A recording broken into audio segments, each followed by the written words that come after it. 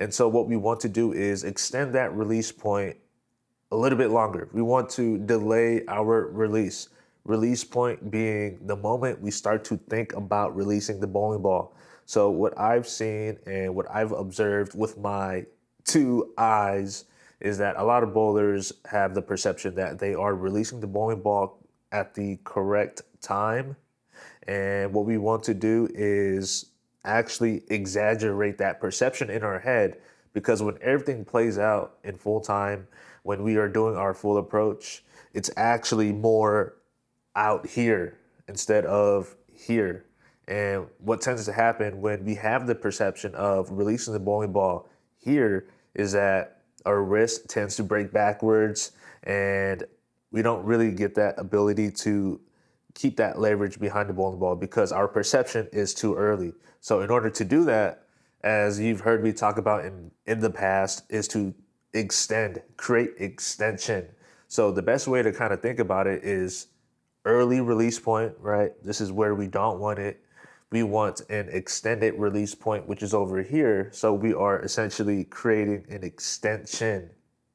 Like, if you got an extension date, so you have the early date here and then you have the later date. We want to create extension of our release so that we can do a number of things. We can create that flat spot so that we can lay down the ball correctly and not as loud, because if the release point is here, a lot of bowlers are dropping the bowling ball and all of that energy is going smack into the floor, and by the time it gets down the lane, there's nothing left. And on top of that, that's going to allow you to hold on just a little bit longer, right? I talk about that all the time just because it's so important.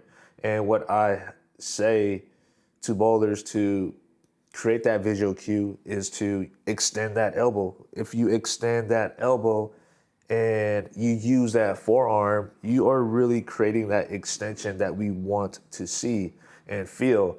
And a lot of times when we do this successfully, the ball feels fantastic once it leaves our hand.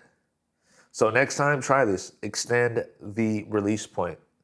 Try extending the release point. Not here, it feels like it's correct, but over here, it feels incorrect. It's kind of weird how that works, but not here, over here. Not here, but over here. Get that elbow out there. Think about the forearm. You're going to see consistency in your release. You're going to see that you're going to be more accurate with wherever you're aiming. And that's pretty much it. I want you to go and try that out. And one more thing, bowlingrelease.com. If you need help with your release, go and check out my website. Peace.